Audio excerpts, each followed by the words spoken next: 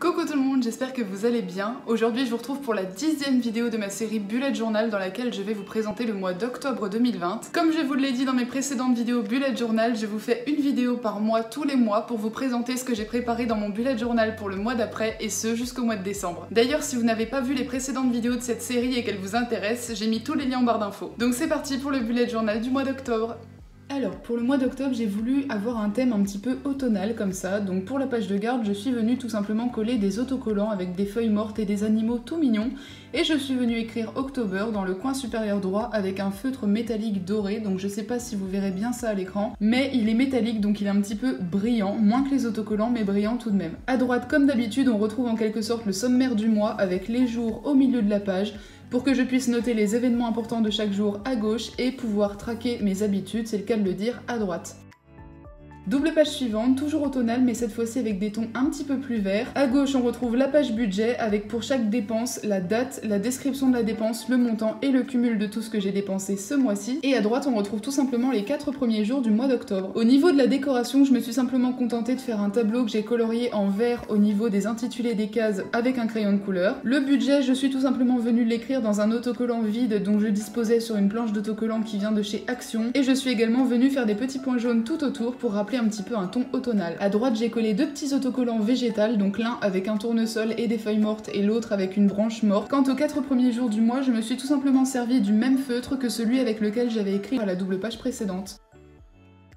Double page suivante, la première semaine entière du mois d'octobre qui part du lundi 5 et qui va jusqu'au dimanche 11. Ici, je suis tout simplement venue coller des post-it tantôt dorés, tantôt argentés et je suis venue y écrire les jours de la semaine avec un feutre métallique tantôt doré, tantôt argenté. Mais maintenant que c'est fait, j'ai l'impression que le feutre doré se voit beaucoup mieux sur le post-it gris que le feutre argenté ne se voit sur le post-it doré. Quant au numéro des jours, je suis tout simplement venue les écrire dans un cœur dont je disposais déjà sur une planche d'autocollant qui vient encore de chez Action. Donc tantôt vert, tantôt orange, le tout avec des chiffres que j'avais voulu à la base argenté et doré comme les jours, mais je me suis rendu compte que ça ressortait franchement pas bien, donc j'ai repassé le tout en noir. Et en bas à droite, on retrouve le petit espace note que je suis venue décorer avec un autocollant un petit peu circulaire comme ça, avec une rose au milieu que je trouve juste sublime.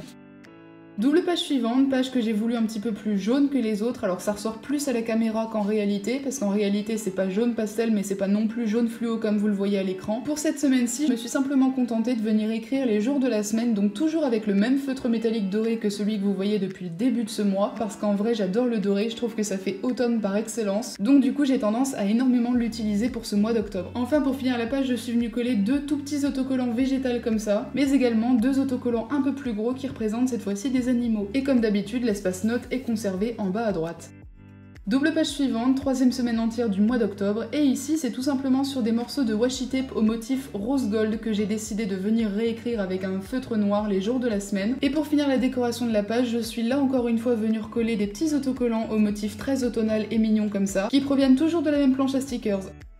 Et enfin la dernière semaine du mois d'octobre, qui n'est pas entière puisqu'elle se stoppe au samedi, c'est là encore la même recette que d'habitude mais que je décline à l'infini, j'ai envie de vous dire, puisque là encore je suis venue réécrire le nom des jours de la semaine sur une bande autocollante que j'avais sur une de mes planches à stickers, et encore une fois je suis venue rajouter des autocollants au motif automnal sur toute la double page.